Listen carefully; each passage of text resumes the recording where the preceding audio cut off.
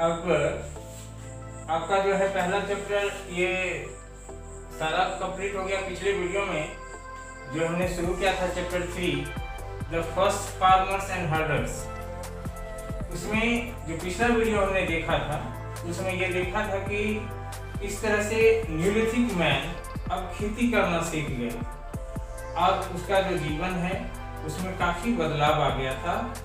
अब वो Hunter and गेदरर नहीं रह गए थे, अब वो फूड प्रोड्यूसर बन गए। ठीक है, तो इस वीडियो में हम लोग क्या देखने वाले हैं कि एग्रीकल्चर जान लेने के बाद, खेती करना जब उसको आ गया तो इससे उसके जीवन में जो अर्ली मैन थे या जो आदि मानव थे उनके जीवन में कौन कौन से परिवर्तन आए, changes brought about the agriculture.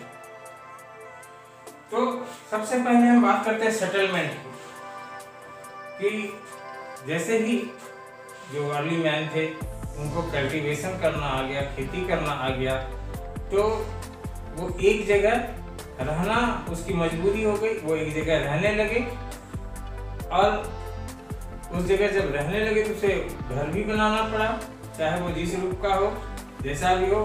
मिट्टी का भी घर बनाया, लेकिन घर बनाया और वो धीरे धीरे वो जो एक घर, दो घर, चार घर ऐसे करके बनता गया और लास्ट में जो वो क्लस्टर ऑफ हाउसेस था वो विलेज बन गया। ठीक है, The first settlement, the knowledge of cultivation reduced their need to wander from place to place, and they started to lead a settled life and began to live in place near source of water.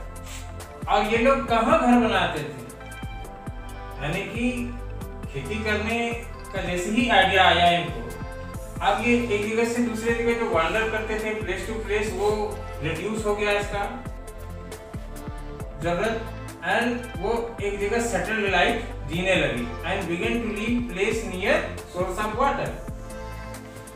जहां पानी का स्रोत होता था वो उसी जगह बसते थे।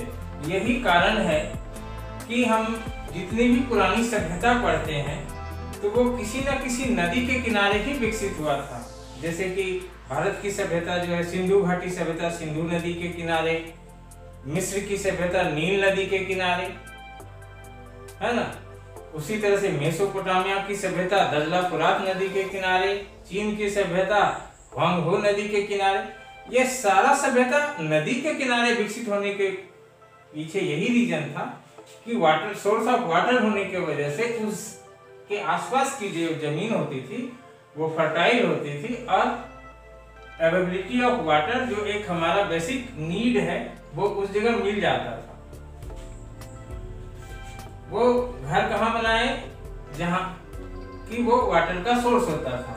He built mud houses, उसने मिट्टी के घर बनाए with thatched roof, वो ढाल वाला छप्पर होता था। And gradually these cluster of houses developed in a village, और धीरे धीरे वो एक गांव का शक्ल लेने लगा। इसके अलावे, इसके साथ साथ उसने पशुओं को पालतू बनाया। जो माइल्ड नेचर के जानवर थे, जो सीधे स्वभाव के जानवर थे, उसको उसने पालतू भी बनाना शुरू कर दिया। Human started the domestication of animal like dogs, sheep, goat and cattle, गाय बैल वगैरह। इस तरह से ऐसे जानवरों को वो पालने लगे जो स्वभाव से हिंसक नहीं होते थे। और ऐसा माना जाता है कि अर्ली मैन ने सबसे पहले डॉग को टेम्ड किया था, पालतू बनाया था। The goat and sheep provide them with milk and wool.